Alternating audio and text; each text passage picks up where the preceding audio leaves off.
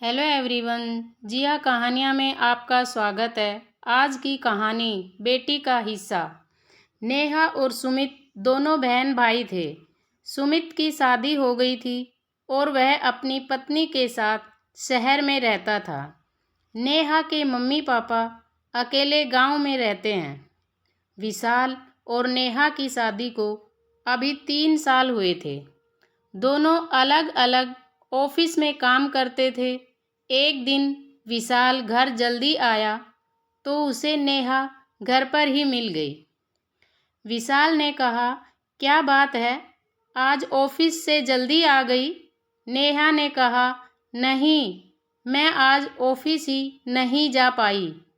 आपके जाने के बाद मम्मी का फ़ोन आया था।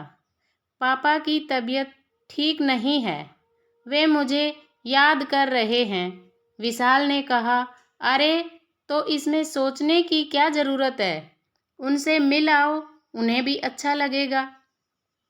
वैसे भी वे दोनों गांव में अकेले रहते हैं। तुम्हारे भाई भाभी तो शहर में रहते हैं। नेहा ने कहा, हाँ, पर अकेले जाने में बहुत परेशानी होती है। गांव तक का रास्ता भी ठीक नहीं है। क्या आप मेरे साथ चलेंगे? हम 2 दिन में वापस आ जाएंगे। विशाल ने कहा, मुझे तो ऑफिस में बहुत ज़रूरी काम है। एक काम करो, 2 दिन बाद का प्रोग्राम बना लो। मैं कल ऑफिस में छुट्टी के लिए बात कर लेता हूँ। नेहा ने कहा, ठीक है, आप कल बता देना तो रिजर्वेशन करा लूँगी। अगले दिन दोपहर को नेहा ने विशाल को फ़ोन करती है। नेहा ने कहा, विशाल, आपने बात कर ली छुट्टी के लिए, कब निकलना है? विशाल ने कहा, हाँ नेहा, कल का रिजर्वेशन करा लो, हम कल सुबह निकल जाएंगे। अगले दिन दोनों ट्रेन से गांव पहुंच जाते हैं। नेहा और विशाल जब घर पहुंचते हैं तो उसके पिता अंतिम सांसें ले रहे थे। उन्हें देखकर नेहा फूट फूट कर रोने लगती है। नेहा ने कहा, माँ, आपने तो कहा था पिताजी की तबीयत ठीक नहीं है, ये इतने बीमार थे तो पहले क्यों नहीं बताया? हम इन्हें शहर के किसी अच्छे हॉस्पिटल में दिखा लेते। माँ ने कहा, बेटी, तेरे पापा ने जिद पकड़ रखी थी कि वे अपना अंतिम समय यहीं गांव में बिताना चाहते हैं। तभी पीछे से सुमित की आवाज़ आई। सुमित ने नेहा का भाई था। सुमित ने कहा, हाँ, सब कुछ बेटी ही करेगी। बेटे के लिए तो इस घर के दरवाजे पहले ही बंद हो चुके हैं। सारी खबर बेटी को दी जाएगी, यही इलाज कराएगी। नेहा ने कहा, भैया, आप यह क्या कह रहे हैं? मैं भी अभी अभी आई हूँ और आपका फ़र्ज है माँ बाप का ख्याल रखने का। आप यहाँ से जाने के बाद कभी इनसे मिलने आए हैं? सुमित ने कहा, तुम दोनों जो आ जाते हो गांव का हिस्सा अपने नाम करवाने, हमारी क्या ज़रूरत है? नेहा ने कहा, भैया, आपको शर्म नहीं आती? इस समय भी ऐसी बात कर रहे हो? देख नहीं रहे पिताजी की हालत? विशाल ने कहा, सुमित, हम दोनों को तुम्हारे गांव की ज़मीन जायदाद की ज़रूरत नहीं है। हमारे पास बहुत कुछ है। यह हिस्सा तुम्हें ही मुबारक हो। और ज़रूरी नहीं कि बेटी अपने पीहर आए तो हिस्सा मांगने ही आएगी। सुमित मौके की नज़ाकत को देखकर चुप हो जाता है। नेहा को अपने भाई की बातें बहुत बुरी लग रही थी। वह अपने पापा के सिरहाने बैठकर रो रही थी। पिछले कुछ सालों की बातें उसके दिमाग में घूम रही थी। पापा ने कहा था, बेटी, तूने अपनी पढ़ाई पूरी कर ली, अब क्या विचार है? नेहा ने कहा था, पापा, मैं नौकरी करना चाहती हूँ, उसके लिए शहर जाना पड़ेगा। पापा ने कहा, ठीक है, तू नौकरी के लिए अप्लाई कर, मैं तेरे साथ शहर चलूँगा। कुछ ही दिनों में नेहा की नौकरी पक्की हो जाती है। उसके पापा उसके साथ शहर आ जाते हैं। अच्छे से उसके रहने खाने का इंतजाम कर देते हैं। कुछ दिन उसके साथ रहकर वापस गांव आ जाते हैं। इस बात से सुमित और उसकी पत्नी बहुत गुस्सा होते हैं। वे दोनों हर दिन माता पिता से लड़ते थे।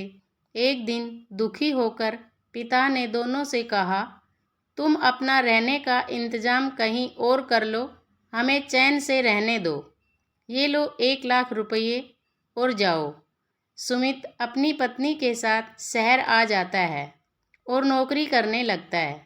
उसके बाद सुमित कभी गांव नहीं गया, यहाँ तक कि बहन की शादी में भी वह नहीं पहुँचा। यही सब सोचकर नेहा रो रही थी।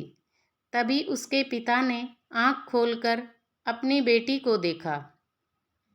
उनकी आँखों में अब पहले जैसी चमक नहीं थी, अकेलापन और उदासी छाई हुई थी।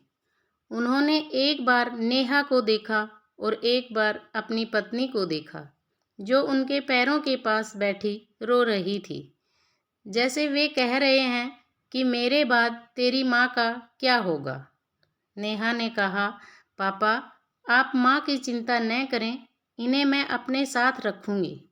नेहा की बात सुनकर उनके चेहरे पर संतोष के भाव आए, लेकिन आँखों से आंसू बह निकले। कुछ देर बाद उन्होंने आंखें बंद कर ली और कुछ ही देर में प्राण त्याग दिए। 13 दिन तक घर में रिश्तेदारों का जमावड़ा लगा रहा, रीति रिवाज होते रहे। 13वीं के बाद सब चले गए। नेहा ने अपने पति विशाल से कहा, क्या हम माँ को अपने साथ रख सकते हैं? विशाल ने कहा, हाँ क्यों नहीं, लेकिन मेरी एक शर्त है। नेहा ने कहा, क्या शर्त है? विशाल ने कहा, यह पूरी जायदाद माँ को सुमित के नाम करनी होगी, जेवर रुपया सब कुछ, नहीं तो वह यही कहेगा जायदाद के चक्कर में माँ को ले गए। नेहा ने सुमित को बुलाकर अपना फैसला सुनाया और पेपर तैयार करवाकर सब कुछ उसके नाम कर दिया। चलते समय नेहा ने सुमित से कहा, भैया एक बात याद रखना, बेटियां केवल दुख दर्द बांटने आती हैं, जमीन जायदाद नहीं। बेटियों को मायके की याद आती है, क्योंकि यहाँ पर बेटियों का बचपन गुजरा है। बचपन की यादें छुपी हैं, भाई बहनों के साथ बिताए पल छुपे हैं। कोई भी बेटी मायके धन दौलत लेने नहीं आती है। भाई को बहन की ये बातें सुनकर बहुत पश्चाताप होता है। वह बहन से माफ़ी मांगता है और कहता है कि बहन मुझसे बहुत बड़ी गलती हो गई, मुझे माफ़ कर दे। यह तेरा घर है, तू कभी भी आ सकती है। दोस्तों, कोई भी बहन भाई का बुरा नहीं सोचती है। समय ज़रूर बुरा हो सकता है और समझने का फ़र्क हो सकता है।